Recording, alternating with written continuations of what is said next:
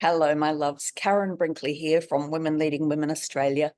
And I have just come off a call with an amazing executive woman who burnt herself out during the hell that was COVID and is only just starting to feel like herself again, more than 2 years later.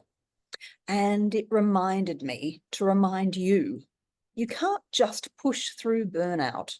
Taking the odd week's leave here and there is not going to fix it.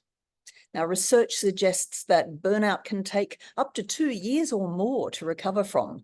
This is a serious physiological, psychological, and emotional condition. And so long as we are enthralled by the cult of the busy, we're also wrapped up in the shame of not being able to manage, being entirely overloaded, overwhelmed, and burnt out. But the shame of burnout, if there is any, is not attached to you.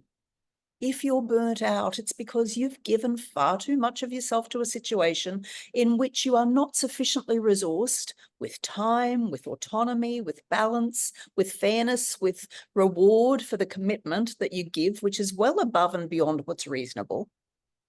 Now, that was a really common story for executive women during COVID, and I'm now seeing women start to emerge from it as if they're finally finding their way out of a miserable grey fog.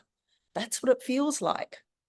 And the good news is you can find your way out, but you must allow yourself the acknowledgement that that's where you've been and that it takes time to recover, not just from the physical exhaustion, although that's significant, but from the mental and emotional exhaustion as well, from the undermining of your self-esteem, of your optimism, of your focus and your energy and your drive. There's no magical reset button. You need to put the time and the self-care in.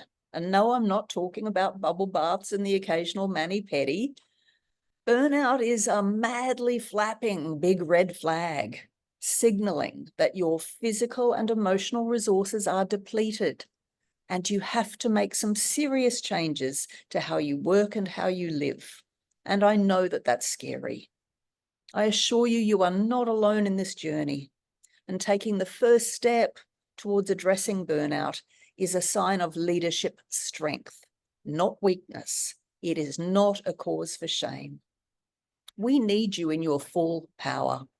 Now, there are resources to help you, including coaching with me. And your first courageous step is to know that you could use some help with this and to reach out, as my amazing high-powered executive reached out today. I promise it's fixable. I promise you it's worth it. Much love to you. Bye.